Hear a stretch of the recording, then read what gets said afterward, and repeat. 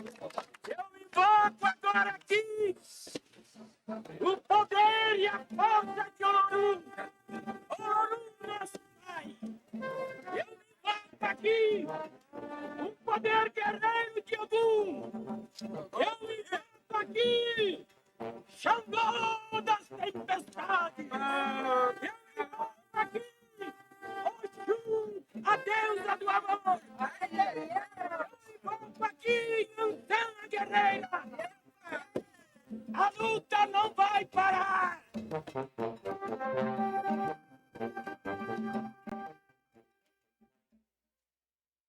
Eu, quando me entreguei à questão do espiritual, do orixá, eu aprendi que nosso corpo é um templo, porque nele está depositado o meu orixá, o meu santo, entendeu? O meu anjo de guarda. Tem o espiritual é o sagrado da nossa vida. Então, se meu corpo é o templo, eu tenho o dever de cuidar desse templo, para que o orixá, o que me acompanha, se acomode, bem acomodado, e isso é que dá energia à nossa cabeça e ao nosso coração.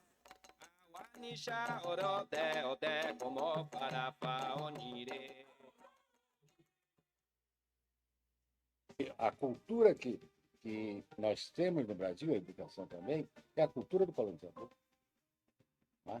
Quer dizer, desde a língua até as estruturas de acesso aos meios de cultura, a trajetória ainda não é muito diferente da trajetória da época do Brasil colonial. Todo aquele cidadão, aquele elemento do povo que não falasse os pronomes colocados no devido lugar, eram considerados analfabetos.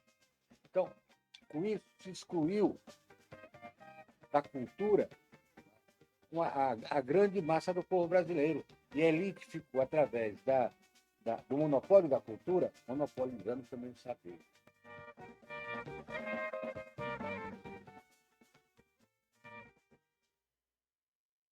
Não escreve em Os Condenados da Terra: se desejamos transformar a África numa nova Europa, a América numa nova Europa, então confiemos nos europeus, o destino de nossos países. Eles saberão fazê-lo melhor do que eu, os mais bem dotados dentre nós. Mas se queremos que a humanidade avance, se queremos levar a humanidade a um nível diferente daquele onde a Europa expôs, então temos de inventar, temos de descobrir.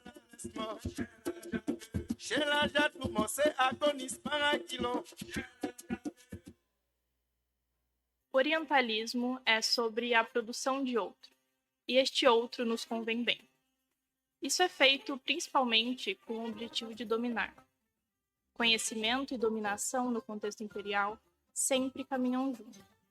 Eu argumento até mesmo que as representações do Oriente às vezes insinuam-se no intelecto dos indianos, egípcios, persas e depois dos africanos e dos outros. Eles se tornam parte do sistema por aquiescência.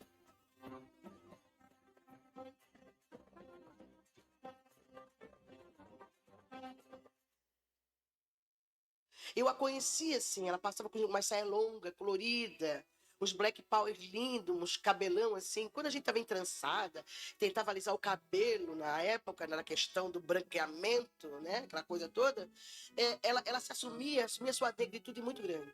E a Valda não fazia parte do nosso grupo, mas ela era um ídolo, como era a Titi, né? Como era o Sabará, como era o próprio pai das crianças, que era um negro lindo, era um escândalo. Passava a gente já menina, assim, olhava aquela mulher elegante, magérrima, chique, né? Aparecia na televisão, para nós era uma coisa que Florianópolis, a única negra que aparecia na televisão era a Valda Costa, assim, no meio da elite da época, né? Meu choro não é nada além de carnaval, é lágrima de samba na ponta dos pés, a multidão avança. Acredito que a arte é o nosso truque, o nosso trunfo que a gente tem ainda de estar sim, sentado no banco de uma academia, mas desse banco voar como um beija-flor que anda para trás, para frente, que ao mesmo tempo desaparece e deixa todo mundo de novo naquele ambiente de vazio, de mistério. Não é exatamente mais uma angústia, mas uma sensação de, opa, estamos sim num ambiente selvagem, nós estamos sim num ambiente misterioso, nós estamos sim num ambiente criativo.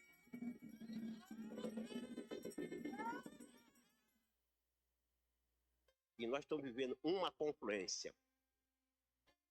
Todas as mesas que eu tenho participado de 2015 para cá, e são muitas, em quase todas elas, está quilombola indígena, povo preto indígena, povo de terreiro indígena. É nós que estamos agora, está na pauta, e dando a pauta mesmo. E eu sou pretensioso. Eu sou pretensioso. A partir de agora, o mundo é quilombola, indígena, candomblezeiro, umbandista, congadeiro, condombeiro. O mundo é ato pindorâmico. Vivas!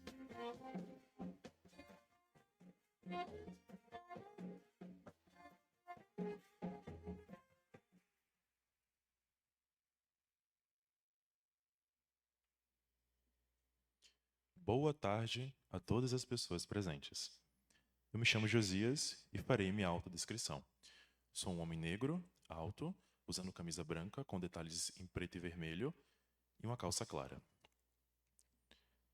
Em nome do AIA Laboratório, agradeço a presença de vocês e os convido a prestigiar mais uma sessão de diálogo contemporâneo, intitulado Artes, Histórias e Futuros Possíveis. A arte tensiona e fratura as colonialidades e modernidades, no e do mundo, constituindo possibilidades de existir, criar, sonhar, narrar, escrever história e construir futuros possíveis. Quais histórias podem ser contadas a partir da arte? E quais significados elas podem ter? Que vivências e experiências de artistas estão imbricadas em seus processos artísticos e criativos? Para essa conversa, chamamos ao palco a artivista, professora educadora e pesquisadora Renata Felinto.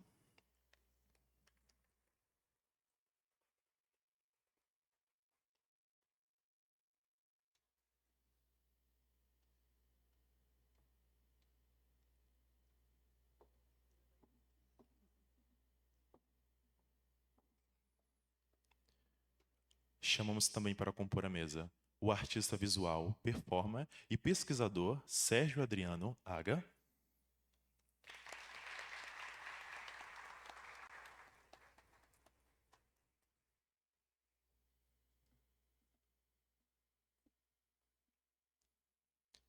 E na mediação, chamamos a professora, arte educadora, curadora, pesquisadora, artista visual e integrante do AIA Laboratório, Juliana Crispi.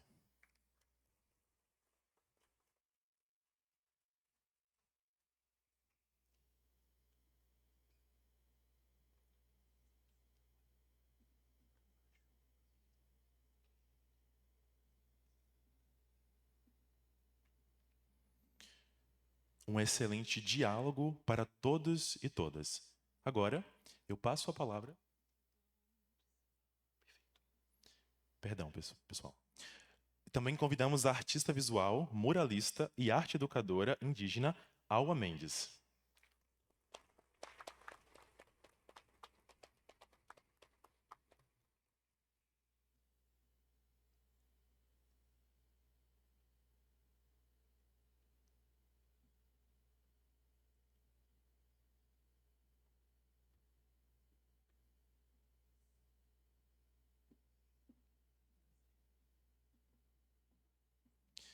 Agora sim, eu passo a palavra para a professora Juliana Crispi.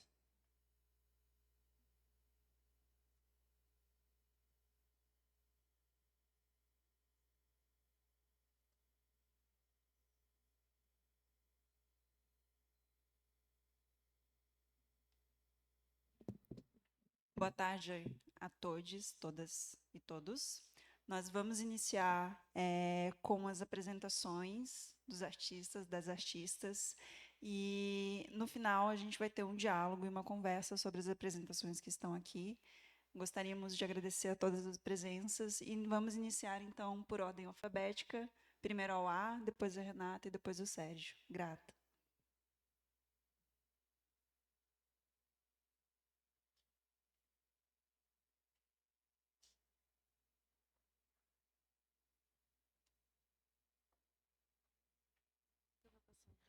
Pode ser.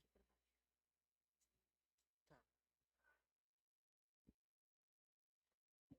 Apresentação assim do portfólio, né?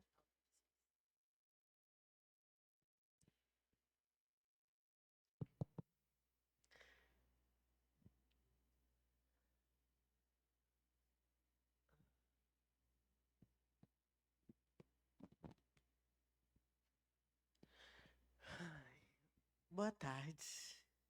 Poranga Haruka. Vou fazer minha autodescrição.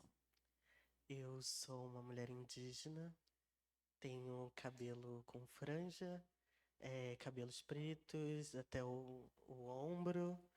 Estou toda vestida de azul, com um blazer brilhante azul, uma calça de alfaiate azul, um tênis branco. Tô com alguns acessórios de prata, um colar prata e um brinco de penas. Gente, uma boa tarde para quem veio depois desse horário de pós-almoço, né? A gente tá assim, esperou a luz descer, descansar ali no cantinho, enquanto. E para melhorar, a Auá fala mansinho ainda. Gente, é um prazer enorme estar aqui com vocês, com esses artistas incríveis aqui, né?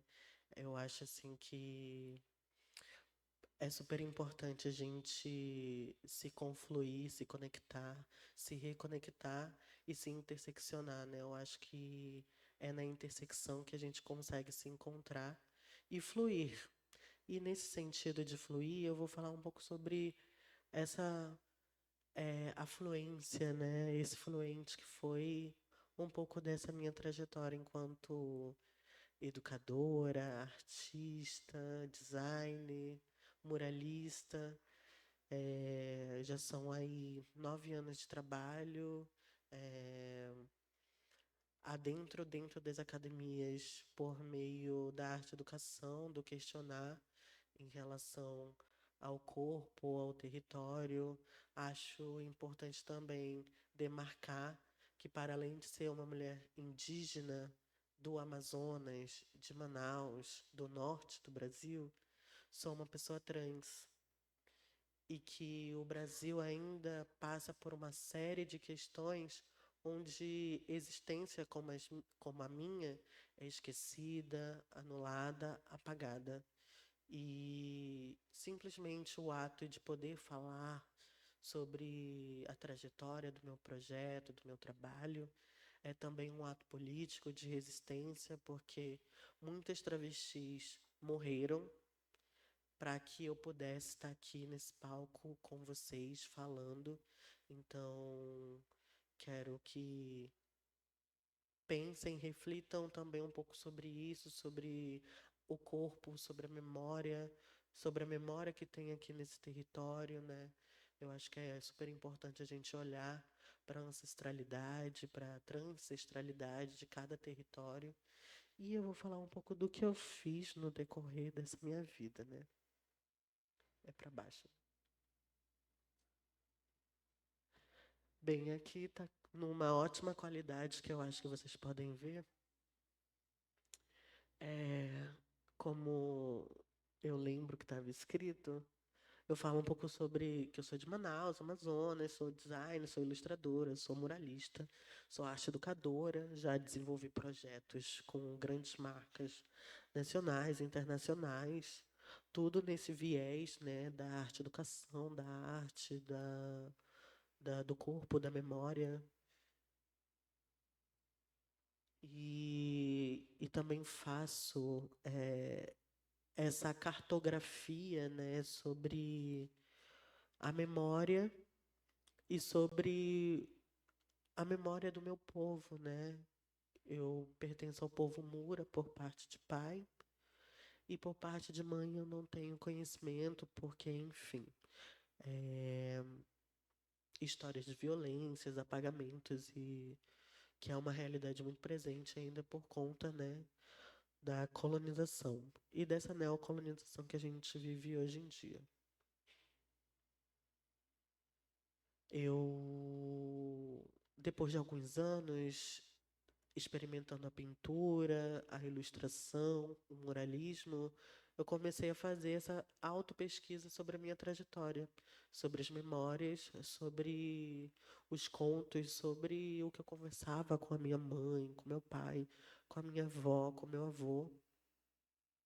Principalmente com meu avô, que eu tinha uma ligação muito forte por parte de pai, por ele ser Aldeado, de Manacapuru, e muitas das histórias que eu ouvia e que eu sonho foram que eles me contou. Então, eu acabo fazendo essa descrição, digamos assim, em relação ao decorrer da minha pesquisa, né, da pintura, por exemplo. Então, eu vou aqui em 2000 e... Como é que volta? Não tá indo pra frente. Não tá indo pra frente. Como é que desce? Não, tá passando mais ainda.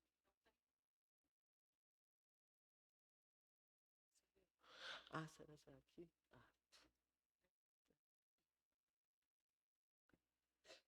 E aí, no meio dessa pesquisa toda, de 9, 8 anos, eu finalmente construo a minha série individual, que eu intitulo Como Cessar Ixé, Olhar Eu, onde eu descrevo um pouco sobre essas memórias, recrio novas memórias da minha infância, adolescência, fase adulta, falo sobre como que foi esse processo também da ancestralidade, da transição, de como que o meu povo enxerga essa forma, como que a sociedade também me enxergou de alguma forma.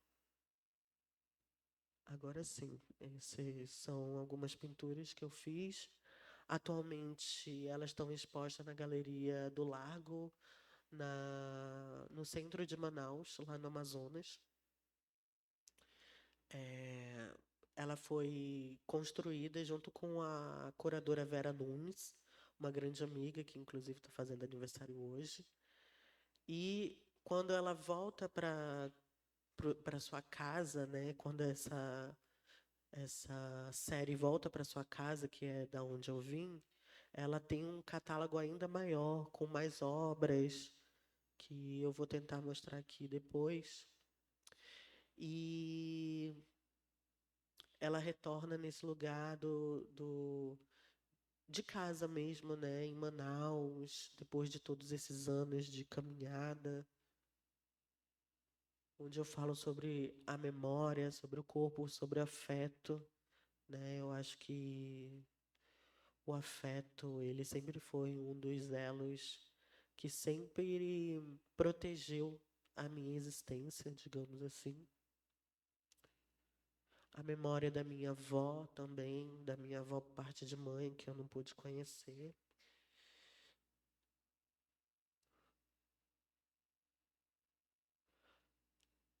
E aí tem essa série digital que eu fiz por meados de 2022, ali, perante a pandemia, que é quando eu mergulho de fato no processo digital, né, por conta da pandemia, e não pode sair de casa, não pode fazer nada.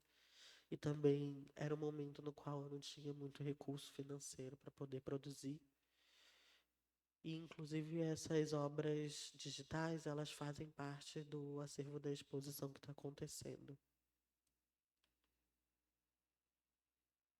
Elas contam sobre mistérios, sobre memórias, sobre histórias, onde minha avó, meu avô me contavam, ou meu tio-avô, que também era pescador, então sempre eu era envolvida nessas memórias, né? E muitas dessas memórias eu acabo me conectando muito forte, né?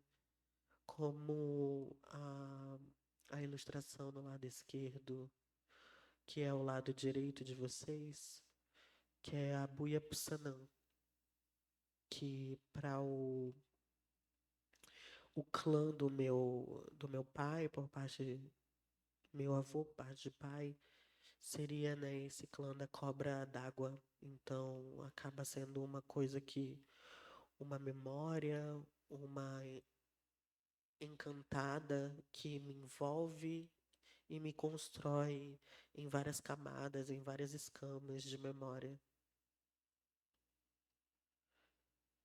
E no decorrer dessa vida eu fui praticando algumas outras possibilidades, né? Eu acho assim que quando a gente abre esse universo da criação, a gente tem a possibilidade da imaginação, né? Essas são esculturas que foram pintadas lá em São Paulo, em um projeto. E aí eu acabo, por meio do hip hop, eu sou introduzida muito na cultura do grafite, do muralismo, né? E cada ano que vai passando, eu vou construindo essa narrativa, tanto da presença da narrativa do meu povo, como na presença da narrativa das cores, na presença da narrativa das histórias.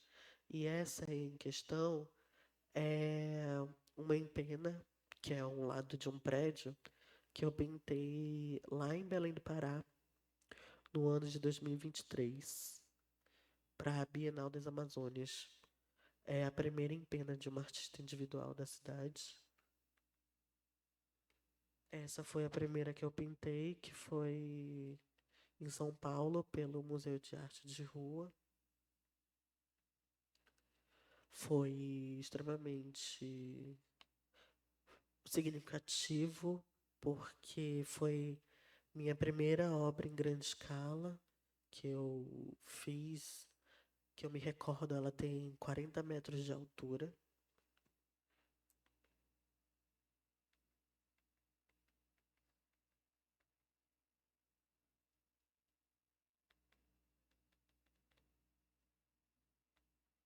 E aí é isso, gente. Eu acho que foi um resumão, assim, que eu tentei trazer para vocês, que eu acho que a nossa trajetória ela é construída a todo momento, né? A todo espaço, a todas as memórias. E eu acho que quando a gente tem essa possibilidade de construir as memórias, falando sobre as memórias, né? Que é o que muito a Sandra Benitez fala, que é uma curadora indígena, ela fala sobre o Inhessé, que é esse desejo de fala, né? Que por muito tempo a gente foi esquecido, anulado e deixado de lado, e agora a gente anseia por essa possibilidade da troca, da fala, né? E eu acho que isso é super importante, principalmente se tratando em questões de narrativas, de técnicas, de tempos também, né? Porque eu faço parte de uma geração que é a terceira, digamos assim, geração de artistas indígenas da atualidade, né? Eu faço parte da terceira geração de mulheres no grafite. Então, cada momento que a gente vai construindo esses caminhos, a gente também vai abrindo novos caminhos e novas possibilidades. E é isso, gente. Acordem. Bora acordar agora.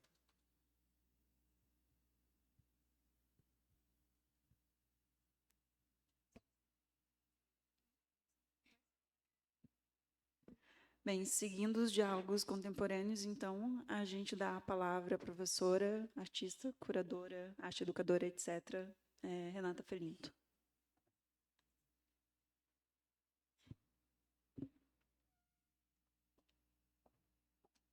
Boa tarde a todas as pessoas presentes. Vou usar isso daqui, então. Eu vou ficar de pé porque eu preciso ver o que eu vou mostrar. Eu gostaria de primeiro agradecer quem veio, vi pessoas que vieram de longe para assistir também, agradecer a professora Cláudia Mortari, a professora Luísa Wittmann, a professora Tatiana Cassiano e a professora Juliana Crispi, né, por esse convite e principalmente pela existência do AIA, porque a gente sabe o quanto dentro das universidades esses grupos, laboratórios, eles são importantes, e que essa desconstrução tem que fazer por dentro mesmo, né? Não é só no ativismo da rua. E queria cumprimentar os meus colegas de mesa, a Alwa Mendes, que eu estou conhecendo agora pessoalmente, já conheci o trabalho pelas redes sociais, e o Sérgio Adriano H. E eu tenho gestado... vou fazer minha audiodescrição, sou uma mulher negra, Estou de calça preta, de casaco creme, blusa branca, óculos. Estou com uma trança meio aplique, com um rabo de cavalo. E é isso. Eu trouxe para vocês, não sei se eu vou conseguir mostrar tudo, porque o tempo ele é bastante enxuto, uma ideia que eu venho gestando mesmo já há alguns anos e que esse ano eu consegui começar a colocar no papel como artigo, que vai ser publicado em breve pelo SESC Pernambuco. E daí eu vou falar para vocês aqui no terceiro encontro internacional pós-colonial e decolonial sobre o Pacto Nananzístico da Pretitude, que é uma elaboração que eu fiquei fazendo a partir, obviamente, né, do Pacto Narcísico da Branquitude. E não é, na verdade, uma oposição, um confronto com as ideias da professora Maria Aparecida Bento, mas é pensar sobre como é que a gente pode gestar uma outra prática, né? Se a professora Maria Aparecida Bento fala que a branquitude, né, as pessoas brancas não se reúnem, né, para manter esse sistema, eu acho que nós temos que nos reunir, né, para pensar, obrigada, em outro sistema que faça frente, né, e que possa reeducar as pessoas que praticam a branquitude. E então eu vou tentar trazer, eu fiz 12 tópicos, no texto tem 10. E daí, óbvio que, pensando em Nanã, a gente vai falar de barro, de lama, e daí esse pacto nananzístico tem na ancestralidade um método, né? Então, em oposição ao mito de Narciso, né, que se olha no lago, né, e esse lago como reflexo, como espelho, e daí ele passa a adorar a própria imagem. No caso de Nanã, daqui a pouco eu mostro o mito dela, ela empresta o barro, né, para que Oxalá possa, então, modelar a humanidade. E daí essa palavra empréstimo ela é muito importante, né, que é entender que nós não detemos nada, né, que tudo é emprestado, e a ideia é que passe esse conhecimento, né, tudo que nós estamos construindo aqui agora para outras gerações. Eu coloquei todas as referências, né, entre parênteses no final, porque o tempo é curto, daí não dá para eu citar todas elas, daí quem quiser pode buscar, né? Mas qual que é a ideia? É buscar o que algumas pesquisadoras, como a Diana Taylor e a Lida Maria Martins, falam, que é o entendimento de que os grupos não brancos, eles não trabalham exatamente com arquivo, que é o arquivo papel, né? Que o próprio método de arquivar, ele já parte, né, de uma prática colonial, e que daí as populações não brancas elas trabalham com repertórios, né? Então o repertório, que é o que eu carrego comigo, que eu herdei dos meus mais velhos, das minhas mais velhas, da minha comunidade, é em si o próprio arquivo, né? Um arquivo que então seria carregado no corpo. E daí tem uma palavra que eu acho que ela já existe há muito tempo, mas eu tenho usado há algum tempo também, que é a palavra malungagem, né? Malungagem, que vem de malungo, e os malungos são as pessoas que faziam a travessia juntas, né, no navio negreiro. Então, considerando que esses laços familiares foram rompidos, né, pela prática da escravidão, essas pessoas que vinham juntas, elas criavam um laço de compadreamento, né, de parentesco. Então, estou pensando numa malungagem como um lugar de governança das pessoas que quiserem aderir a esse pacto, porque acho que a partir disso nós conseguimos também eliminar uma lógica, né, de operação do campo das artes visuais, que é o da competição, né, que é bastante danoso. Então, a ideia seria pensar em alianças comunitárias.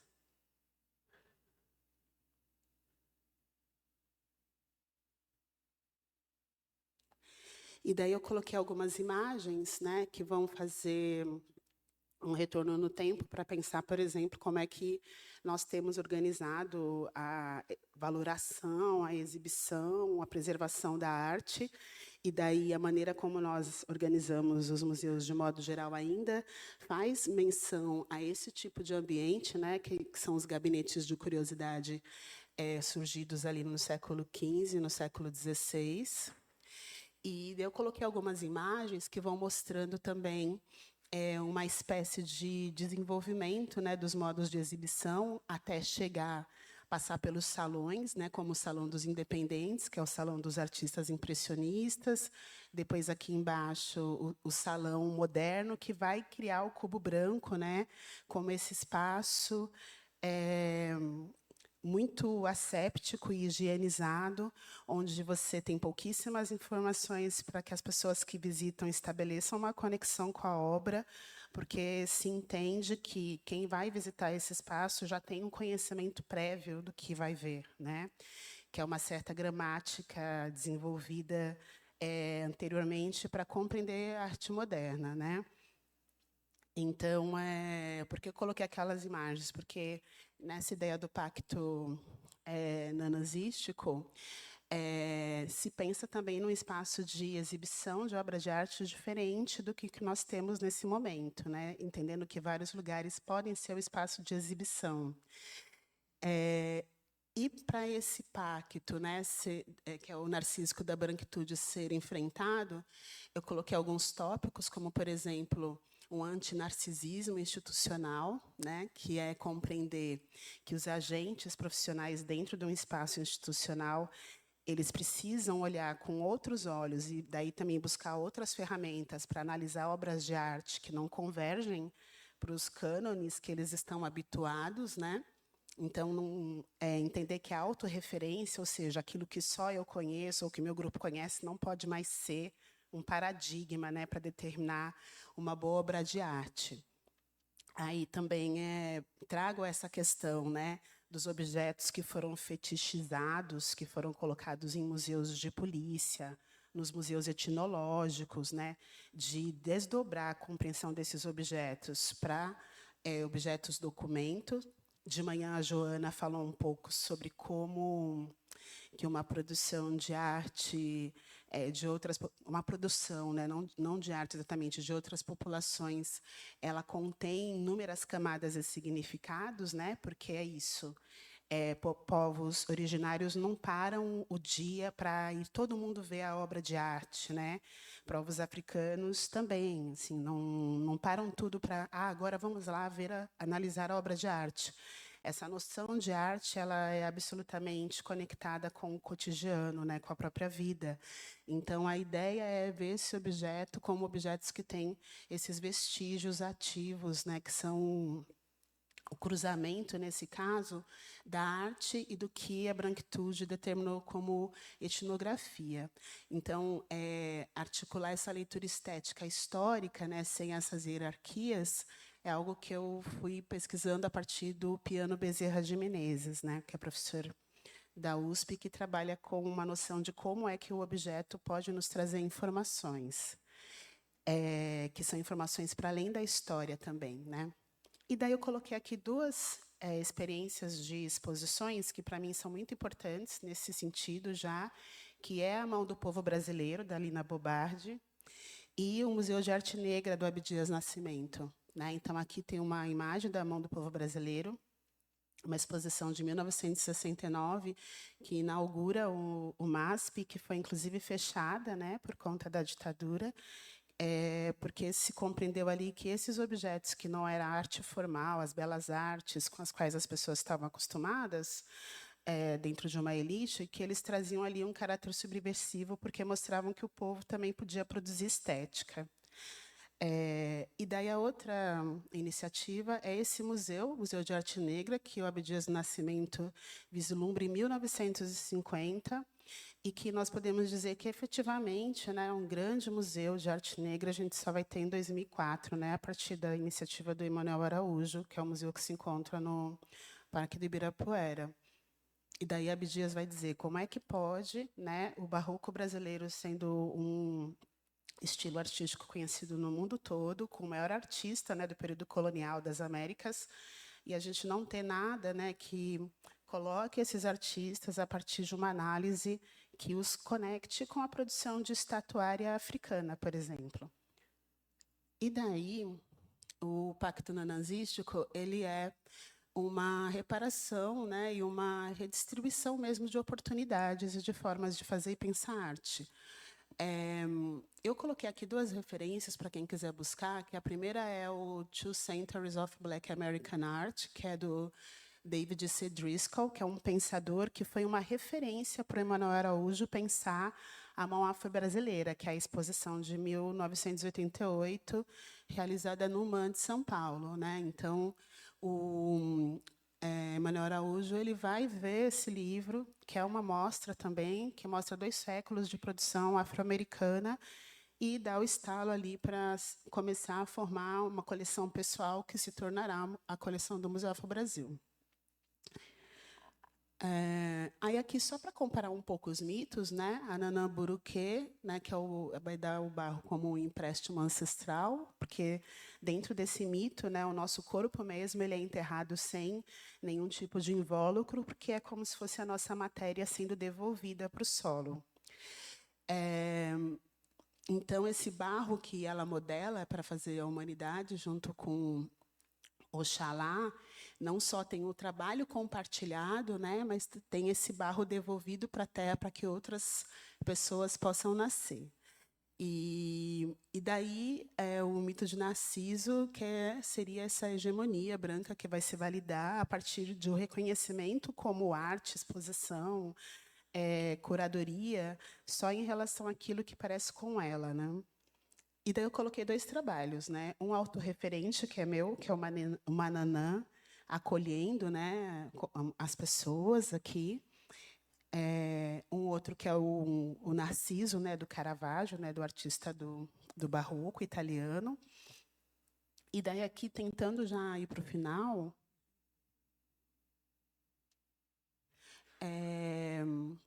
eu trago aqui algumas sugestões, que eu fico feliz que algumas já acontecem, e outras considero que precisam ser um pouco melhor organizadas, né? Então, as cadeias de valor solidárias, de ética material, que tem relação com, por exemplo, museus comunitários, né, de entender um museu que ele não é formado só a partir de um decreto do governo, seja municipal, estadual ou federal, mas as próprias comunidades e a sociedade civil organizada entendendo o que querem salvaguardar, né, o que querem mostrar, o que querem eternizar, e as memórias que não podem ser esquecidas, né, porque uma forma de manter alguém na eternidade é relembrar esse nome, é relembrar os feitos dessa pessoa em vida. Então, uma outra forma seria o cuidado e a cura como indicadores, né? Então, colocar um bem-estar na centralidade também da questão da curadoria, da expografia, da produção de arte. Isso não significa não falar sobre as violências, né? Mas é entender como essas abordagens também podem ser feitas. Pensar os instrumentos institucionais e a pluralidade da legitimidade. Então, compreender as várias camadas, né, principalmente, desse processo que faz com que o Sérgio Adriano, a Auá, eu, sejamos validados como artistas, né, que tem um longo caminho para chegar nesse lugar e que o nosso caminho é diferente dos artistas brancos, né? E, para além disso, pensar nos lugares onde nós exibimos esses trabalhos, nas relações comerciais, numa cadeia que não são somente os artistas, mas são curadores, curadoras, pessoal da iluminação, pessoal da montagem, pessoal da limpeza. Precisa entender a arte de uma maneira expandida, porque é uma rede de pessoas, né? Então, quando a Aline, que eu acho que ela é diretora da FUNAT? Não, né? Acho que ela é diretora, né? Apresentou pela manhã um projeto, né, de lei que garante que nós da arte sejamos reconhecidos e reconhecidas como profissionais. Isso é muito importante, né? Porque a arte não pode mais ser entendida como lazer, como show, como passatempo, né?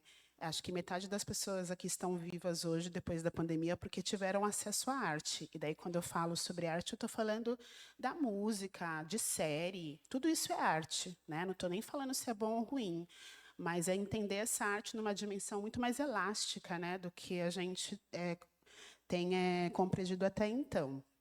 Aí aqui eu vou apresentar alguns trabalhos meus, como esse, que eu acho que tem tudo a ver com a fala da manhã, né? Quando acho que foi a Aline também que falou sobre afetar. Não se lembra se foi a Aline ou se foi a professora Cláudia, que falou sobre afetar e afetar-se. Esse trabalho se chama amortecimento, né? A ideia é amortecer os impactos do racismo na vida das pessoas negras. E é um trabalho que surgiu a partir desses assassinatos, né, quase corriqueiros que nós vemos nos telejornais, das violências de pessoas que são quase assassinadas em banco, que são assassinadas em supermercado, né? Um moço que a semana retrasada morreu porque foi ao mercado com o cachorro dele, né? Então, essa banalização que, para a gente, né, para quem é negro e para quem é escuro, é muito adoecedor, porque significa que eu posso ir até uma farmácia e uma pessoa branca resolver discutir comigo e me matar, né? E isso não é uma distopia, essa é a nossa realidade. Então, fiquei pensando, quais são as formas que nós temos de enfrentar esse racismo, né? Não dá para dar uma de Pantera Negra aqui no Brasil, né? Então, a gente precisa pensar em outras formas. Então, esse trabalho amortecimento é um trabalho sobre cura coletiva. E daí eu fui pesquisando ervas, né, que têm uma história relacionada à ancestralidade, no que diz respeito aos seus usos. Fiz um chamado pelas redes sociais e várias pessoas me responderam, né? Expliquei que eu queria fazer uma performance. Inicialmente era para todas as pessoas estarem nuas. Só que também, nesse lugar, né, do Pacto Narcísico da Branquitude, a gente tem que seguir a forma como essa cartilha vê o corpo, né? O corpo é extremamente objetificado e sexualizado, especialmente se ele for um corpo não branco. Então, para a instituição que encomendou esse trabalho realizar, eu tive que desenhar umas roupas com abertura lateral para acessar os corpos das pessoas por dentro da roupa. E o trabalho amortecimento é um trabalho sobre toque, né? Sobre você afetar e afetar-se em relação a um indivíduo ou ao grupo a partir do reconhecimento da fragilidade do outro, né? Então, é um trabalho que tem todo tipo de gente. Tinha pessoas de 18 a 80 anos, pessoas cis, pessoas trans, pessoas soropositivo. Tinha uma criança na última apresentação e a ideia era ter um momento de carinho, que esse carinho, inclusive, pudesse virar carícia, né? Porque a gente tem uma situação no Brasil que é uma patologia, que é, por exemplo, o abandono afetivo sexual de mulheres negras, né? E isso tem a ver com a não referência de pessoas negras no lugar do desejo que não seja um desejo do consumo daquele corpo, né? Então, esse trabalho é sobre como é que nós poderíamos nos defender disso. E daí o caminho foi nessa rede, né, de construção de um afeto. E daí tem vários outros trabalhos que vão para esse lugar de buscar outros espelhos, né, como esse daqui, que é o Resistindo, que é um trabalho feito a partir de álbuns fotográficos de famílias negras, né? Então, fui fazendo várias fotocolagens e entendendo como essas famílias se reergueram no pós-abolição. Fui entrevistando essas famílias. Esse outro, que é o Brunch para Exu, ele é sobre os Exus de rua, né? Então, é um trabalho que eu fiz pensando em como me comunicar com a população em situação de vulnerabilidade, né? Não fazer as fotos dessas pessoas, né, como retrato, expondo, mas assim, eu fiz um brunch, que é uma refeição ali entre o café da manhã e o almoço, e foi interessante que eu convidei um monte de pessoas, todo mundo, eu vou, estarei lá, e ninguém foi, né, no final das contas. E daí eu fiquei pensando nesse discurso nosso, né, da esquerda, de não, temos que acolher a todos, mas as pessoas passam direto por alguém que mora na rua, né, porque não sei o que passa na cabeça. Você acha que vai ser assaltado? Você acha que esse odor não está bom? Eu não sei o que aconteceu, mas as pessoas não foram. E foi no Marco Zero de São Paulo, na Praça da Sé, né, que é um ponto de encruzilhada também. Aí aqui tem o Axexé da Negra, ou Descanso das Mulheres que Mereciam Serem Amadas, que é um trabalho que ele é bem mais voltado para a história da arte, porque eu pensei na Negra, da Tarsila do Amaral, né? E nessa fixação que nós, professoras do Fundamental, temos com alguns trabalhos, né, da história da arte. E eu pensei, esse é um trabalho a ser superado, né? Esse é um trabalho para, se for ser exibido na sala de aula, tem que ser feita uma análise mais crítica, mesmo com crianças, porque ele é feito a partir da estadia da Tarsila do Amaral em Paris e da reconexão dela, né, sentimental com as mães pretas que ela teve, né? Então tem uma foto de mãe preta que ela tem como uma referência para desenvolver esse trabalho. E daí eu faço uma pesquisa de várias fotos de mães pretas que circulam aí pela internet, em livros didáticos, e convido as pessoas que estão na performance a enterrarem essas mulheres, né? Chega de usar a história das pessoas negras para relativizar as relações no período colonial, né, e parte do imperial. E aqui, já caminhando para o fim, tem o Axé Marias, que é um trabalho de performance que eu vou pesquisar 3 Marias da região onde eu moro hoje, que é na região do Cariri, cearense. Então, tem um trabalho para Maria Caboré, que foi aquela imagem que eu mostrei antes, Maria de Araújo, que é a verdadeira milagreira, que o Padre Cícero, digamos que a maneira como foi escrita essa história, as pessoas concedem um milagre a Padre Cícero, né? Não a própria Maria Araújo. E ali atrás, pequenininha, está Maria Margarida, que é uma compositora, uma cantante, uma mestra do Guerreiro, que faleceu recentemente e que estava vivendo num asilo. Então, nós fomos lá para cantar as músicas que ela estava esquecendo. E essa daqui eu vou passar, que é a instalação As Que Me Habitam, para ir direto para a composição dela, que é uma instalação inspirada em ex-votos, né, que são essas esculturas ou pinturas de agradecimento de promessa. E daí aqui são as pessoas agradecendo as suas próprias tias, as suas mães, né, as mulheres que as criaram. Enfim, gente, eu coloquei mais trabalho do que eu poderia apresentar, mas esses trabalhos são recentes. Aqui é um retrato da Carolina Maria de Jesus, bem arrumada, assim, né, bem elegante, que é uma série que eu penso nessas pessoas que poderiam ter tido uma vida mais confortável, mas dedicaram bastante tempo das suas existências a combater o racismo, né? E isso tem uma amiga nossa, que é a Fabiana Lopes, que ela é uma pessoa brilhante, que deveria ser a próxima curadora da Bienal, que ela fala que o racismo ele acaba sendo quase que uma distração para nós, porque nós ficamos tanto tempo preocupados em evitar que isso aconteça no nosso dia a dia com as nossas crianças, que a gente acaba sendo engolido e não consegue produzir outras coisas, né? Aqui a gente tem o primeiro historiador da arte negra, que é o Raimundo Querino. Aqui a gente tem a Vitória Santa Cruz, né, do Me Gritaram Negra, a Lélia Gonzalez. Então, assim, eu tenho uma série de aquarelas que são essas pessoas coloridas e sorridentes, e o que seria da vida delas se elas pudessem ter falado sobre outras coisas, o que seria dessa produção de arte. Enfim, gente, tem muita coisa, Juliana já vai cortar o microfone ali. O Reisado dos Caretas de Potengi, do mestre Antônio Luiz, lá do Cariri, que eu fui visitar algumas vezes para trazer para essa exposição aqui, que foi em São Paulo, entendendo que os mestres precisam receber um valor pelo trabalho deles, não só serem fotografados, né, quando as pessoas vão lá para o Cariri. Então, eu vou encerrar por aqui. Vou só pôr a mestra Zulene Galdino para vocês verem. Eu tenho pensado muito sobre isso, né? Como que a gente pode, no campo das artes visuais, romper com esse pacto que também está dentro dessa área, né? E quebrar, né, essa máquina por dentro,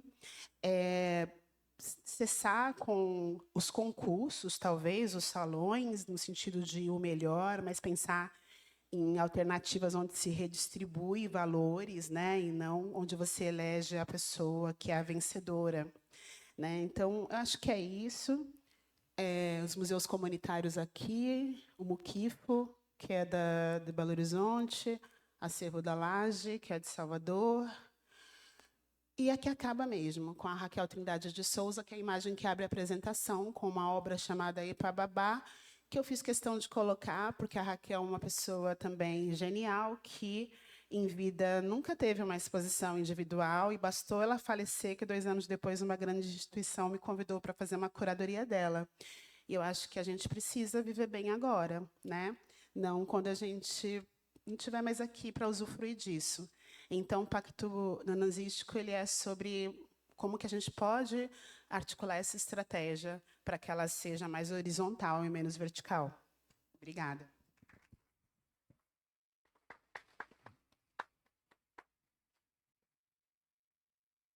Seguindo diálogos, então, damos a palavra ao Sérgio Adriano H., artista visual aqui de Santa Catarina. Vou fazer igual a Renata. A Renata veio aqui, eu também vou usar essa mesa.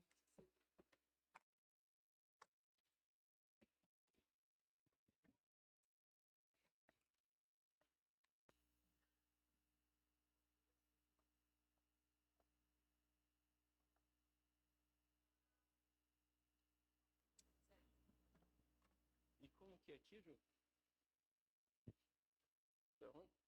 Você baixa? Deixa eu ver se como está isso aqui. Dá de baixar um pouquinho a luz aqui para a gente visualizar melhor as fotos. Olá, boa tarde a todos, todas, todes. Eu sou o Sérgio Adriano H., artista visual, pesquisador, um homem preto, nascido em Joinville, de uma mãe branca, de uma mãe preta, um pai branco, que teve 5 filhos. A minha família não tinha ligação com as artes e me criaram para ir pelo caminho do meio. E nesse caminho do meio, a minha família, e meu pai, minha mãe, eles não sabiam sonhar, eles não me ensinaram a sonhar. Eles também não sabiam ser felizes, eles também não me ensinaram a ser felizes. E quem me deu esse poder foi a arte. E eu queria, nessa tarde, com vocês, dividir o meu sonho, que é sobre arte. Mais que isso, quero dizer que eu sou um homem negro, careca, de barba branca, que tem 50 anos, que hoje está de saia verde, blazer verde, camisa branca e feliz. Fazendo a minha descrição. Eu queria dividir com vocês alguns momentos da minha pesquisa e de como que eu conduzo essa pesquisa dentro das artes, como é um pensamento, pelo menos o meu pensamento, em relação às artes visuais. Quando eu iniciei em Joinville, em 2001, na Casa da Cultura, é um lugar de estudos, que você vai estudar arte, desenho, enfim. Eu estava na 2ª semana de estudo, e um colega meu branco perguntou por que eu estava fazendo artes. Eu falei, estou estudando artes porque eu gostaria de ser artista. E ele respondeu, sabe que homens da sua cor não fazem sucesso em artes. Isso foi em 2001. E respondendo essa pergunta dele, hoje, eu fui a Joinville em 2022, a Juliana era a curadora, fazer uma exposição nesse mesmo lugar. Mas atualizando o currículo, nesse momento eu tenho mais de 40 prêmios, mais de 220 exposições, e estou em 21 acervos. Mais que números, a minha arte é um grito sobre a sociedade. É um farol para reescrever ou olhar uma história que foi apagada. E é sobre isso que a gente vai ver agora. A gente consegue baixar mais um pouquinho? Eu estou aqui... Posso permitir baixar um pouquinho aqui? A gente consegue baixar essa luz aqui?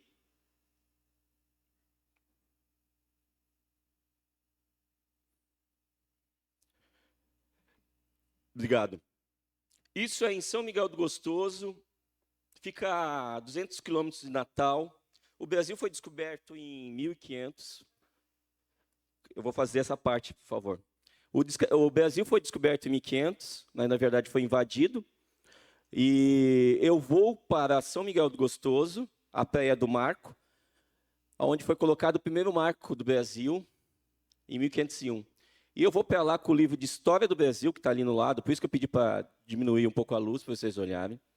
Nesse lugar, para a gente entender essa história. essa história que foi apresentada na escola. Então, eu vou para lá para pensar sobre isso, esses nossos marcos históricos. Aí, pensando sobre esses lugares históricos contados tanto para a gente, né? Alguém sabe onde que é isso daqui? Reconhece? Florianópolis, antiga Desterro. Santo Antônio de Lisboa. Existe uma placa lá dizendo, Dom Pedro chegou aqui, 1845. Só que ninguém conta quem fez a rua, fez a calçada, pegou aquelas pedras que estão lá e transformou, fez a primeira rua calçada para Dom Pedro chegar. Imagine 1845 quem fez essa rua. Então eu vou para lá com esse cobertor que é recolhido de pessoas que estão em situação de rua em São Paulo e vou transformar no manto. Ao lado tá as canas para discutir essa chegada de Dom Pedro aqui em 1845.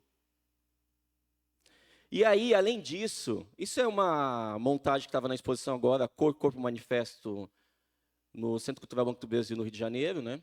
Você reconhece os personagens que estão no lado, com certeza.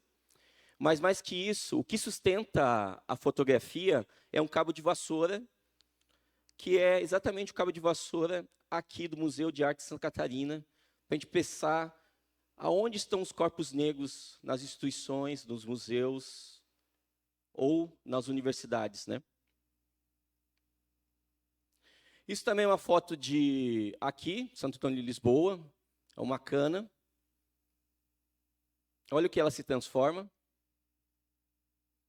Esse daqui é em...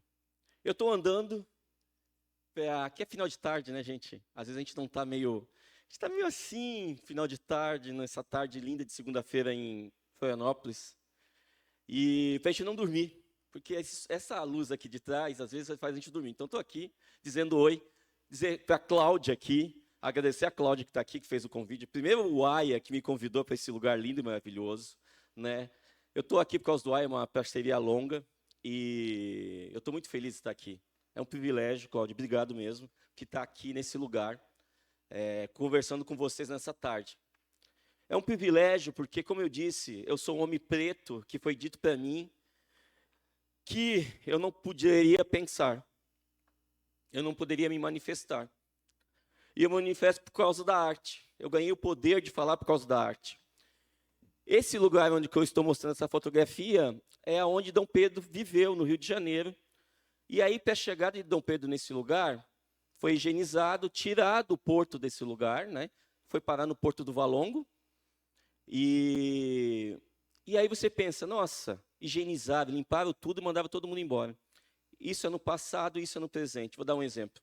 Em São Paulo, as pessoas que vivem na rua não podem montar sua barraca durante o dia. E aí você pergunta por quê? Lógico, você chegar lá, está higienizado. Só à noite. Então, o passado e o presente vivem juntos. Aqui é em Porto Alegre, Parque Farroupilha. E aí eu vou para o Parque Farroupilha para pensar uma história. A Guerra dos Farrapos, né? Foi dito para os corpos escravizados, pessoas escravizadas. Olha, se vocês forem lutar na Guerra dos Farrapos, e se vocês voltarem, vocês estão livres. Topa? Opa, bora. Só que tem um detalhe. Eles foram lutar, eles eram os primeiros, e usavam o quê? Lança. Mais que isso, né? Vou usar a palavra de guerra, né? Vanguarda. Eles eram vanguardas, eles iam na frente, descalços, só com uma lança. Você acredita que eles voltaram? Os que voltaram foram traídos e não tiveram a liberdade. Então, eu vou transformar essa cana em uma lança, né, para pensar sobre isso, sobre essas grandes histórias que foram apagadas. Outro lugar histórico, Porto de Galinhas. Quando foi proibido o tráfico na Europa, os portugueses, para burlar isso, o que faziam?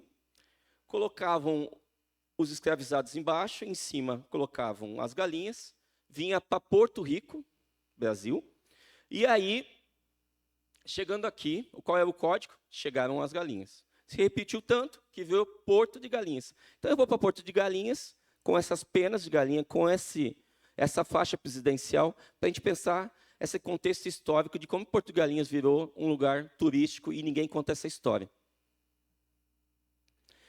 Já que pensar sobre esse questão do colonialismo, Eu fui para um seminário em Paris, no Instituto Nacional de História da Arte, decolonial, e aí vou para um museu ainda que colonializa, que tem essa coisa da... continua colonizando as pessoas, né, com a sua arte, para pensar sobre isso, né, de como ninguém questiona um museu que foi todo construído com saque, com tudo roubado. E esse é no jardim do museu. Voltando para o Brasil, eu vou para alguns lugares muito específicos, né? Esse daqui é no topo do mundo, Brasil entre BH e Brumadinho. E aí, se nós temos o topo do mundo, a gente precisa fazer o quê? Então, eu vou para esse lugar com a minha faixa de 4 metros para a gente pensar sobre isso. A Alexa falando comigo aqui. Se a gente está pensando sobre lugares que ainda continuam mantendo privilégios, então eu vou para Brasília com a minha faixa e pensar a Biblioteca Nacional, como ainda se continua se mantendo alguns pensamentos, né? E aí tem essas duas, é uma performance com essa faixa, e quando sai da biblioteca, olha a foto da direita. E essas fotos que vocês estão olhando, eu me autofotografo. Aí, Museu Cruz e Souza, né, Florianópolis, é um sapato que eu troquei com um morador de rua, dei um novo, peguei o dele.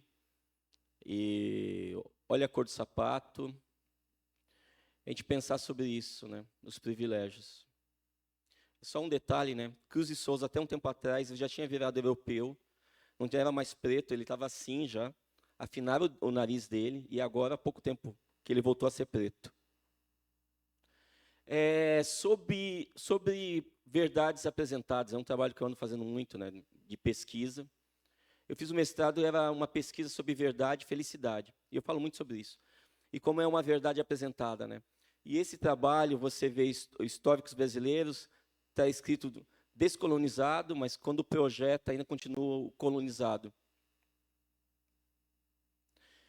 É um livro que tem mais de 100 anos, foi feito em Porto, né, sobre a colonização. Eu vou cortar ele, descolonizar. O suporte é um suporte de Bíblia. Esse daqui é ótimo, porque é o seguinte, Escola Viva, tem todos os personagens brancos da sociedade, na capa, e o único homem preto, não dá de ver, porque está desfocado embaixo no descolonizado, o único homem preto está trabalhando num cafezal. É assim que a minha cor é vista. Gente, eu fui ensinado que no Quilombo dos Palmares, na 5ª série, enfim, estava naquelas séries iniciais, que no Quilombo dos Palmares viviam só pessoas da minha cor. Aí eu fui fazer uma pesquisa lá, a Dandara, que é a guia, me ensinou que realmente tinha pessoas da minha cor, tinha os povos originários e as pessoas sem serventias. Eu comecei a ver e pensar que nesse lugar onde que o Zumbi era líder de todos, todo mundo vivia livre, combatendo os invasores, se Zumbi liderava todos, Zumbi então poderia ser então o nosso primeiro presidente. Então eu vou criar essa obra pensando que Zumbi foi o nosso primeiro presidente nessa democracia. E a pintura é feita com terra do Quilombo dos Palmares, né? Essa coisa no meio é a faixa recortada do livro de história do Brasil, do primeiro presidente. E se Zumbi foi o nosso primeiro presidente, aonde que ele tem que estar, gente? Lógico, ele teria que subir a rampa dos presidentes. Então, o ano passado, deixa eu vir para cá, desculpa, gente. O ano passado, eu fiz a doação, foi ano passado, sim, né? Desculpa, gente, eu estou enganado. Ainda bem que tem a Juliana aqui. Esse ano, eu fiz a doação para o Palácio dos Presidenciáveis, e ele agora faz parte dessa coleção, já que ele está junto com os presidentes. Então, é isso. Mais do que só pensar sobre estratégias de como que hackear o sistema, eu hackeio o sistema por dentro. E pensar que várias doações que eu faço para várias instituições, pensar sobre isso, né? Usar a inteligência a nosso favor, no sentido de que é preciso ser visto algumas obras em alguns lugares muito específicos. Então, ele está nesse lugar. Uma coisa que me move, que eu acho importante dizer para vocês, o meu irmão, eu estou em arte desde 2000. Comecei a estudar arte em 2001, na Casa da Cultura. Meu irmão foi me ajudar uma exposição em Joinville, em 2013. De manhã e à noite teve abertura. E aí, quando chegou em casa, o meu irmão falou para mim, Sérgio, eu nunca tinha ido no museu. Eu falei, mas pô, eu estou no museu há um tempão, faço exposição em Joinville há muito tempo. Não, eu não tinha ido. Eu mesmo nunca tinha notado que o meu irmão não tinha ido no museu. E aí eu começo a pensar que, igual o meu irmão, tem muita gente que nunca tinha ido no museu. E, lógico, meus pais não tinham me ensinado a ir no museu. Então eu começo a fazer o quê? Ir para a rua com obras e pensar que a arte tem que ser para todos em todos os lugares. E esse é um dos pontos, é só um exemplo de lugares que eu vou. Em São Paulo, na frente do Banco do Brasil, Centro Cultural Banco do Brasil. E eu vou para Jaraguá do Sul, onde era a antiga prefeitura, agora é um museu histórico, mas antes de ser tudo isso, era um quilombo. Então, eu vou achar lugares que têm históricos e vou colocar minhas obras lá e discutir com as pessoas, conversar com elas. Eu acho interessante essas fotos, porque olha quem está vendo a minha obra. Isso é meio-dia. Olha quem está comigo nessa foto. Essa foto é linda. Depois que ela falou comigo, eu comecei a chorar.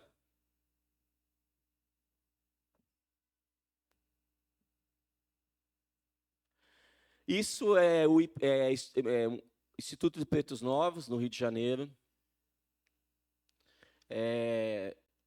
Ok, eu estou indo já para o meu... olha a faixa que está na esquerda, tem as fotos, eu na frente com essas mulheres empoderadas. E está escrito te embriaga de coragem e felicidade nessa fotografia.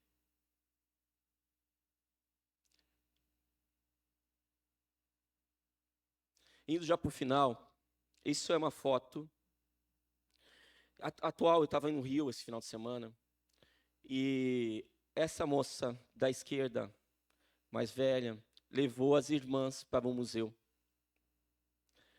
E ela pediu para eu falar com elas sobre o que era a minha exposição, né? É uma exposição que está no Rio agora, 113 obras, tinha 33 obras inéditas, curadoria da Juliana Crispi, texto de aproximação da Renata. Foi lindo, muito lindo a exposição, não é porque é minha, mas é linda. E o que está escrito aí realmente é uma verdade, tudo que é vivo incomoda. Me ensinaram que eu devia ser raivoso, e como um homem preto perante a sociedade. Mas eu entendi, se eu fosse raivoso, era mais fácil de matar. Essa é a questão. E agora eu conduzo a vida com um sorriso, porque é mais difícil de me matar. E aqui está escrito no lado, eu sou o sonho dos meus ancestrais.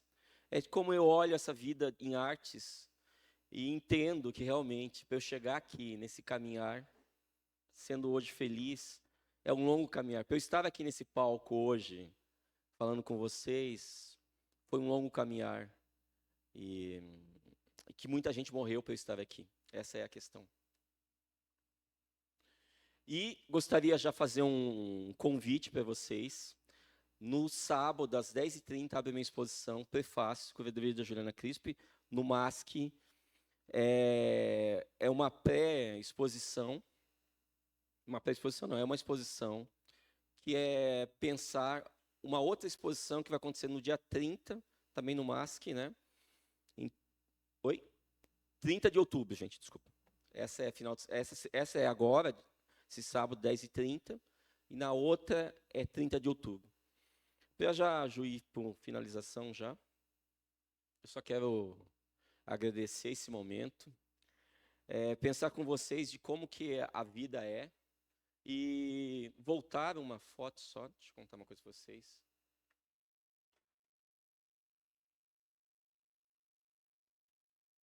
Bom, eu queria voltar. Ju, volta aí para mim, por favor. Volta até as meninas. Não, aqui as meninas ali. Vou ficar aqui. Gente, eu queria contar só um sonho meu para vocês, que já virou um mantra, né? Eu repito que está virando um mantra e tomara que outras pessoas repitam junto comigo. Eu espero que uma garotinha dessa abra o livro de História da Arte, descubra Sérgio Adriano H. nesse livro de História da Arte. Descubra que Sérgio Adriano H. nasceu de uma mãe preta e um pai branco em Joinville, que não tinha nada a ver com artes, que foi dito para ele que a arte não era para ele, que não sabia sonhar, que não sabia ser feliz, e com a arte aprendeu a ser feliz e se tornou artista. E essa criança, nascida numa comunidade, vai saber ver a minha história e vai sonhar comigo. Vai sonhar comigo, vai aprender a sonhar e vai sonhar em ser médico, ser juiz, ser professor, ser artista, ser historiador. E essa pessoa vai se tornar tão grande em vida que a sociedade, quando ela morrer, passar por uma outra vida, vai colocar numa praça um monumento. E aí uma outra criança, nascida na comunidade, vai passar nesse monumento e vai ver a história dessa pessoa. Então, o que eu espero mesmo de hoje, da minha arte, e para o futuro, é que ela seja transformadora, que possa transformar efetivamente a vida das pessoas. Que encontros como esses daqui aconteçam muitas e muitas vezes. Mais que isso, a gente aprenda a ser antirracista. Não só não antirracista. Então, o que eu espero de vocês hoje, o que eu espero da vida, é que seja uma vida para todos, em todos os lugares, melhor. Obrigado.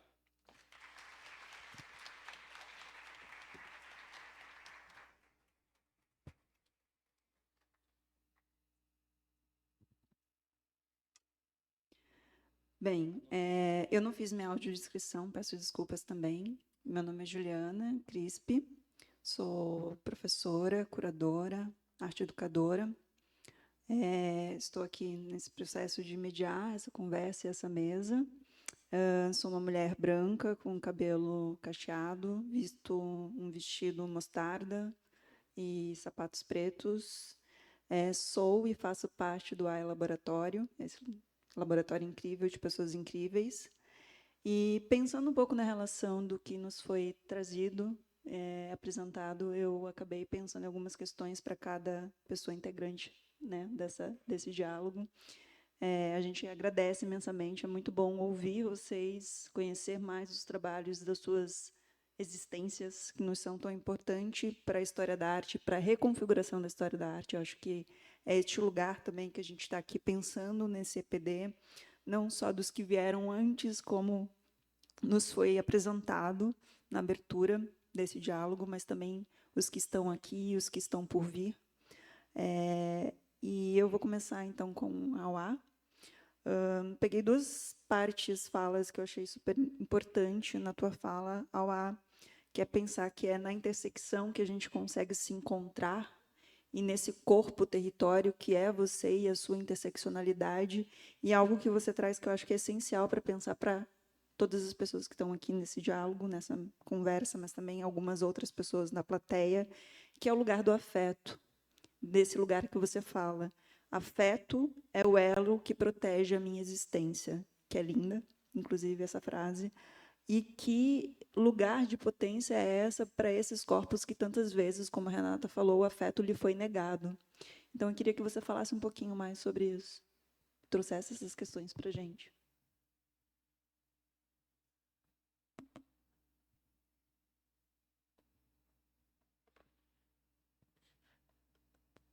Para esse pensamento, eu gosto de pensar em algumas artistas, em algumas cantoras, principalmente, que eu acho que toda a minha narrativa, toda a minha memória, ela é construída muito na música, no teatro, né? E tem uma artista que ela, além de ser cantora, ela é performer, ela é bastante coisa. Ela fala que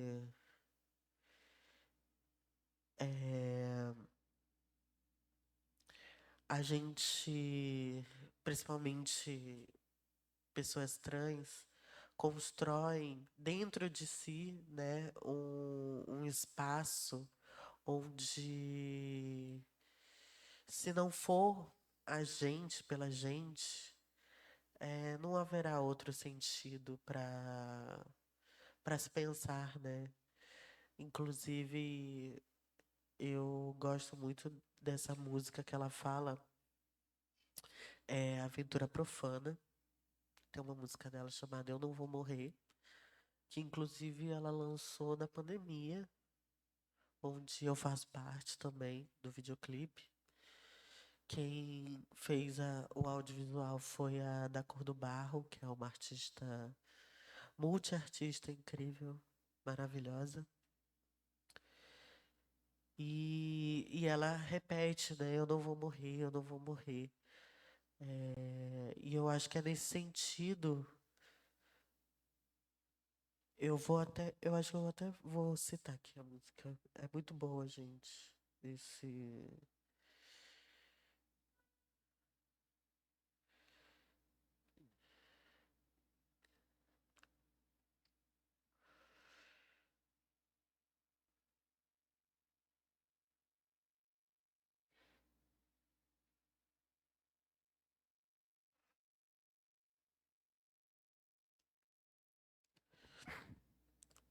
Ora, pois, quando fomos amarradas e lançadas na fornalha, em sua mais alta temperatura, por não nos dobrarmos diante do trono de nenhum senhor, foi que Daisy se revelou a nós. Nascemos em manjedouras e depois de crucificadas ressuscitamos. Daisy são as Iabás falando ao pé do meu ouvido. Juntas em unção, fizemos da cruz encruzilhada, nos levantamos do vale de ossos secos, transformamos pranto em festa, nossos cus em catedrais, conhecemos os mistérios por com eles andar. Não mais Calvário, arrebatamos das mãos do Senhor a chave de nossas cadeias. Então, eu acho assim que quando a gente realmente para de fluir nesse rio da branquitude, né? Que é o quê? É a gente brigar entre a gente, é a gente construir um purismo que não existe, porque o Brasil é um território invadido, roubado, violentado, né? Então, não tem como existir esse purismo que tanto se pede em meio aos movimentos, né? E eu digo em todos os movimentos, não vou dizer que movimentos X e Y são melhores ou piores. Eu digo que é exatamente nessa intersecção que a gente precisa se olhar mais, né? A gente precisa se ver mais. Porque a partir do momento que a gente, ao invés de não se escutar, não se ver e brigar, aquele tal imaginário topo, né, que é o intocável da branquitude, vai continuar existindo, vai continuar sendo se mantendo, né, porque eles fazem uma manutenção em relação às suas realidades. Um exemplo disso é a própria lei, né? A gente vê aí que se fosse pessoas negras ou indígenas que tivessem aplicado um golpe de Estado no Brasil, elas já teriam sido mortas, assassinadas em praça pública ou coisa do tipo. Como é o contrário, é a branquitude que fez isso, está sendo votada e vai votar mais, e vai dar tempo, e fica em casa, e fica rindo. Então é um processo que é histórico, né? Um processo onde esse lugar da, do afeto entre as nossas realidades e diferenças, elas não são vistas, elas não são lembradas, elas não são comemoradas, elas não são olhadas, né? Tem uma frase do Denilson Baniwa que eu uso muito quando eu vou fazer alguma oficina ou dar alguma aula de artes, que ele fala numa performance que ele fez na 36ª Bienal de São Paulo, que ele fala que estamos vivos apesar do roubo e da história da arte.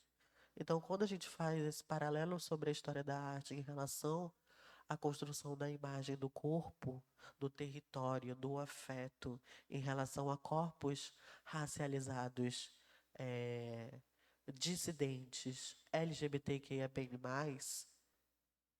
se a gente não constrói dentro dessas memórias essa relação do afeto, essa relação da admiração, essa relação da troca, do debate, não vai ser pensado, nunca foi pensado a existir, né? Quando a gente pensa na construção da história da arte, de onde veio, de como que é construído, inclusive, essa narrativa até hoje, da memória da história da arte em relação às escolas, ao ensino, né? A gente percebe o quanto problemático continua, né? Onde 2003 tem uma lei sancionada para esse ensino, 2024 tem outra lei direcionada a isso, e ainda continua sendo a universidade, continua sendo a academia, o lugar de mais violência dessa população, dessa comunidade, né? Eu fico muito feliz de poder me deslocar em relação ao Brasil e poder ver as narrativas diferentes em cada lugar, de como é construído essa relação de afeto e de memória. Mas não são todos os lugares que estão indo no mesmo fluxo, né? E é aí que eu acho que a gente precisa fortalecer mais as nossas pesquisas, os nossos olhares, as nossas críticas aos nossos afetos, né? Porque é por meio disso que a gente vai construindo também história, memória. Eu gosto muito de um projeto de uma amiga minha que é uma grande pensadora, que ela fala que não há nada que a gente não crie em relação à nossa existência se a gente não tem o direito à memória, né? Porque até o direito à memória é negado, é roubado, é apagado. E quando essa memória é esquecida, é apagada, é anulada, não tem como criar memórias de afeto, memórias de gratidão, de respeito, né? Eu acho que a gente precisa fortalecer isso. E é aí que eu acho que talvez, positivamente, dentro da academia, eu acho que pode ser gerado isso, né? Mas eu acredito muito no visceral, no real, no que vai além da academia, das pesquisas, das referências, né? Porque é no real que a gente encontra com alguma amiga que precisa de ajuda, de alguém da comunidade que precisa de um olhar, uma conversa, né? Eu acho que todos os lugares que a gente pode se interseccionar, principalmente aqui e lá fora, são lugares que a gente de fato constrói memórias. E eu acredito muito que a memória é super importante para que a gente prospecte o amanhã, né? Como o Ailton Krenak fala, né, sobre essas formas de adiar o fim do mundo, né? Esse pensamento do fim do mundo, ele é muito colonial, porque é o universo, é o planeta que está em declínio, mas na verdade é as pessoas que estão morrendo. A natureza está no seu processo. Ela pode estar se esgotando, Mas a partir do momento que a humanidade falecer, vai construir uma nova terra com outros animais, com outras vidas, né? Então, qual é o momento de fato que a gente olha para a gente, né? E olha para o outro, né? Qual é esse bem viver que a gente de fato quer construir em relação aos nossos corpos, né? Qual é a possibilidade também do que a gente quer viver? Porque às vezes o próprio direito da existência ele é tomado, ele é retirado, né? Então eu acho que são essas formas ancestrais, decoloniais, visuais, sensoriais, enfim, todas essas formas elas são o que possibilita a gente construir esse afeto, essa memória, esse olhar para o outro. E a gente precisa se ouvir mais, a gente precisa ouvir a natureza, de como a natureza se comporta, porque ela é a mãe mais sábia de todas, de como a gente cuida do outro, da outra, do outro. Então, é nesse sentido que eu acho que eu vejo que a construção do afeto e da memória se conecta, se reconecta. Grata, Auá. Obrigada. Obrigada. Seguindo as perguntas, agora para Renata Felinto, sobre algo que você trouxe que tem essa relação, né, no paradoxo ali entre o narcisismo e o nananzístico, numa relação de que é pensar algo que é de essência dos povos africanos e também dos povos originários indígenas, que é não trabalhar no campo da competição, mas sim no campo das alianças comunitárias, na coletividade. A importância disso na prática contemporânea. Você trouxe o exemplo dos salões, que ainda continuam premiando 1, 2, 3 artistas e gerando esse lugar que ainda as artes promovem, né, de disputa de territórios e na impossibilidade dessas quebras de hierarquia que ao longo da história se fazem presente também. Então, queria propor que você fale um pouquinho mais sobre isso, sobre essas alianças comunitárias. Na verdade, eu acho que algumas delas, ou muitas, já estão acontecendo. Eu estou dando uma de colonizadora também nesse texto, porque o colonizador também inventa as palavras e os termos porque já existe, né? Mas daí na academia nós chamamos de outro jeito, né? Então é um neologismo conceitual para pensar nesse chamado, né, para uma organização, né? E é claro, a gente teve um tempo restrito. Eu já escrevi esse artigo, ele tem algumas páginas e tem uma parte que fala sobre o contemporâneo e também sobre o fato de que nós não excluímos os outros povos, né?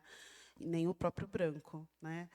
E quando nós olhamos, por exemplo, tem uma menção no artigo As Pretas Velhas, né? E quando eu pensei nas pretas velhas, eu pensei nas minhas avós mesmo, porque sempre tinha gente chegando e essas pessoas sempre eram convidadas a sentar à mesa, né? As famílias de baixa renda, que não por uma coincidência, em sua maioria são não brancas, de modo geral, elas dividem o que elas têm. Daí, quando entrei na universidade, comecei a frequentar as casas das famílias brancas de classe média, não tinha tanto essa prática de dividir, né? E eu acho que é espiritual mesmo, acho que é uma memória ancestral da escassez, né? Assim, oferecer um café e um suco já era, nossa, oferecer um café, um suco, uma bolacha cream cracker de água e sal. Então isso é bastante sério. E eu acho que essa prática ela precisa vir para o cotidiano mesmo, né? Que agora no almoço nós estávamos conversando sobre essa questão das mulheres. Tem uma professora que estava conversando ali no banco que ela vai falar sobre pesquisa dela das mulheres, eu acho. Não sei em qual universidade que é ainda. Depois ela fala sobre qual é o lugar também, mas nós estávamos falando sobre isso, né? Dessa educação para a competição, que é muito entranhada nesse modo ocidental de educar, né? Está em todos os espaços, no irmão que compete com o outro pela atenção da mãe, né? O próprio homem, né, dessa família nuclear que compete com o filho ou a filha, com a criança que acabou de nascer, né? E daí esses relacionamentos se rompem, né? Porque esse homem adulto não sabe o seu lugar na relação. E nós falávamos das mulheres, né, que quando chega uma mulher que não é do grupo, que as outras estranham, né, aquela nova mulher, porque é como se ela tivesse ido buscar algo que é escasso, que é afeto, né? Então, assim, acho que são lógicas assim muito fazer que nem as crianças que vivem num ambiente sadio, né? Que chegou alguém novo, você dá um sorrisinho, né?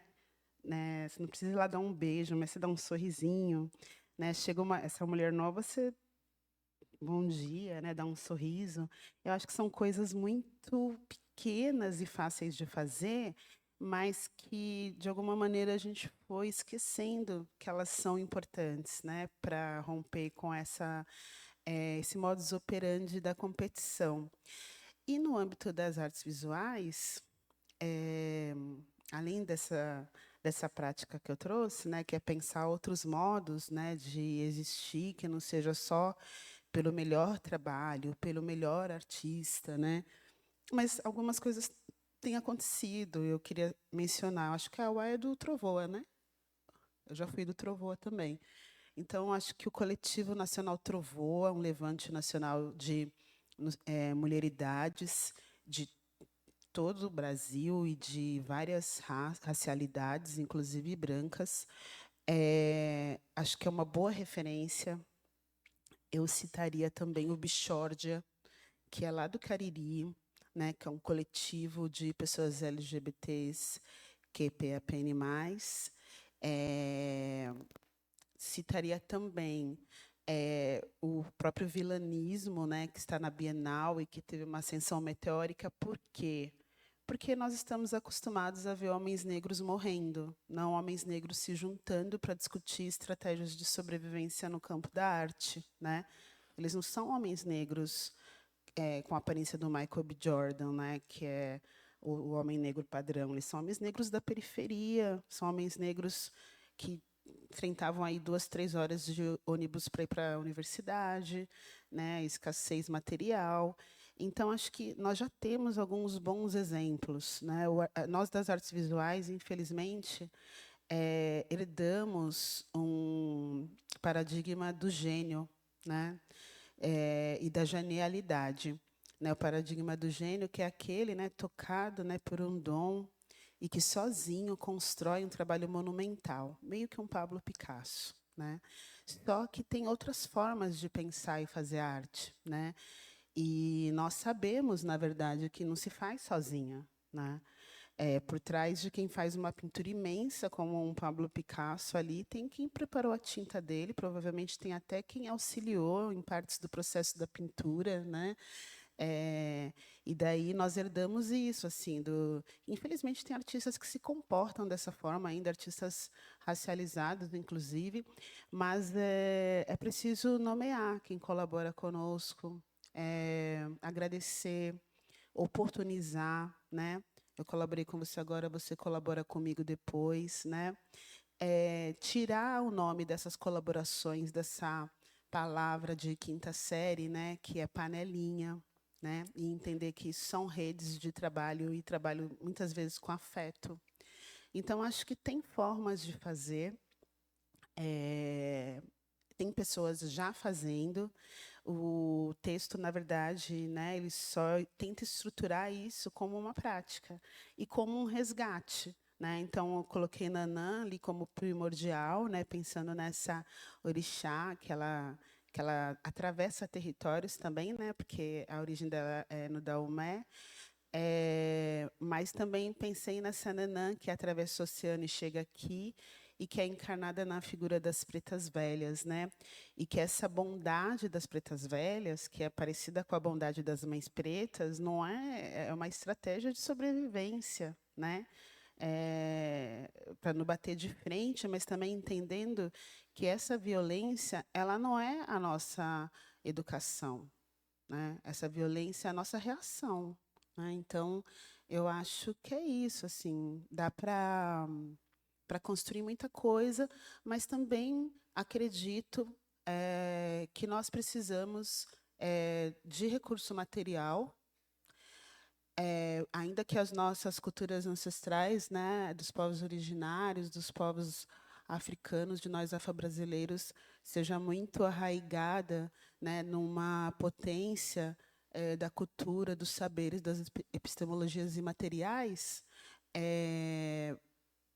a gente precisa também do matérico, né? A gente precisa da nossa parte, dessa riqueza que erigiu o Brasil, né? E daí, nesse campo da cultura, tem muita gente incomodada com as cotas, e tem que ter cota, sim, vai ter cota, e fiquem felizes que não é pelo facão, nem pela arma, né?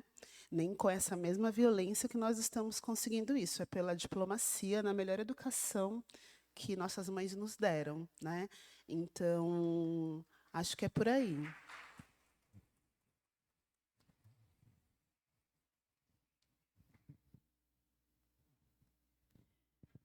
Obrigada, Rê.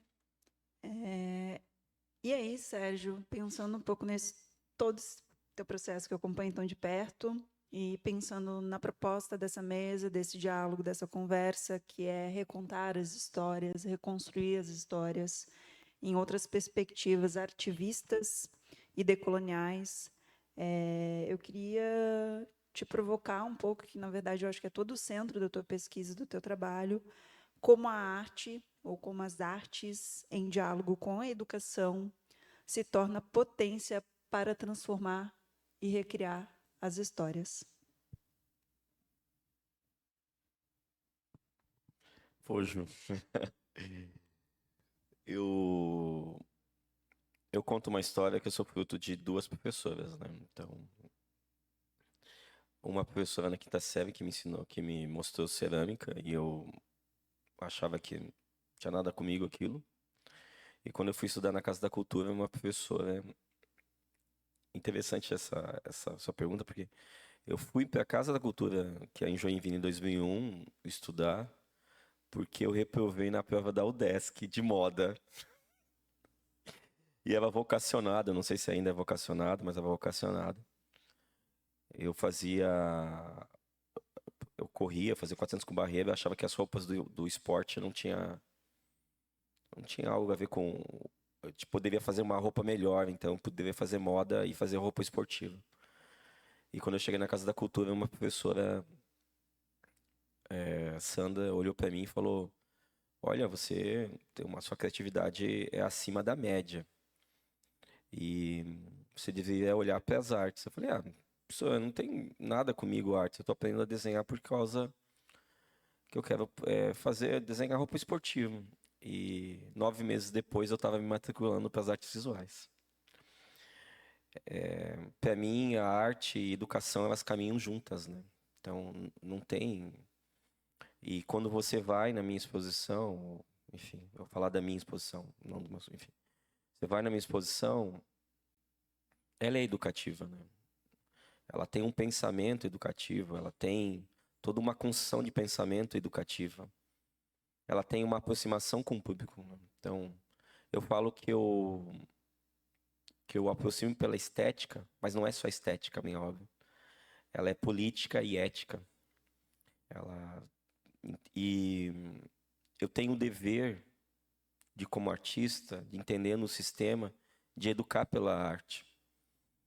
Então, quando eu chamo a Renata para ver um texto da maior exposição da minha vida, eu sei que a Renata, a gente vai fazer esse elo de afeto, e a Renata sabe aonde que eu quero chegar com o público. A minha arte, ela é arte. Ela é uma arte liberta, sim. Mas ela é a arte também que educa. Então, respondendo essa sua pergunta, né? pensando sobre essa potência de como que a gente foi construído visualmente, né? E aí, pegando a fala da Rê, de como que o sistema branco se mantém no privilégio, e quando você vai numa exposição que é só para iniciados, que o texto da parede é só para os pares, eu vejo que é preciso quebrar o sistema, né? É preciso educar o outro. Porque se eu não fizer isso, as pessoas vão continuar achando que a arte não é para elas, né? Então, e para mim a arte é para todos, né? Em todos os lugares. Por isso que eu vou para a rua fazer arte. Então, eu entendi que a educação começa pela arte. Mesmo que o sistema fez o povo pensar que a arte não é para eles, né? Porque pela arte eu fui salvo, pela arte eu comecei a responder perguntas. Foi melhor que isso, né? Formular perguntas, né? Então eu quero levar o outro com a arte a se educar. Então acho que é isso, Ju, um pouco da arte nessa minha função de quanto artista e quanto alguém que se formou em licenciatura, né? Pensar o sistema da arte como um movimento que pode educar uma sociedade que não é levada a pensar. Obrigada, Sérgio. Para pensar um pouco nas falas, nos atravessamentos que nós tivemos aqui, queria trazer um dos trabalhos que estão na exposição do Armazém, que é Afeto é Encantaria. E eu acho que a prática de vocês atravessa isso, essa palavra que desde de manhã, trazida primeiramente pela professora Cláudia, está aqui presente nesse dia de hoje, nesse lugar de afecção, desse lugar de atravessamento, em que a arte se propõe reconstruir essas histórias. E aí eu queria fazer um convite a todos aqui presentes, conhecer um pouco mais do trabalho da Renata, Auá, Sérgio, estão presentes no circuito de exposições poéticas da relação, seja em vários espaços, porque todos aqui presentes estão em mais de uma exposição, seja nesse grande coletivo que é o Armazém, ou em exposições coletivas menores ou individuais, que eu acho que reforçam um pouco de tudo isso que nos foi apresentado e trazido aqui, essencialmente pensar com e através da arte, né? Através da arte, que eu acho que também é esse lugar de potência e que reafirma tudo que foi trazido aqui hoje. Em nome do AIA, queria agradecer a Renata Felinto, ao Mendes, Sérgio Adriano H., pela fala hoje nesse diálogo. Grata.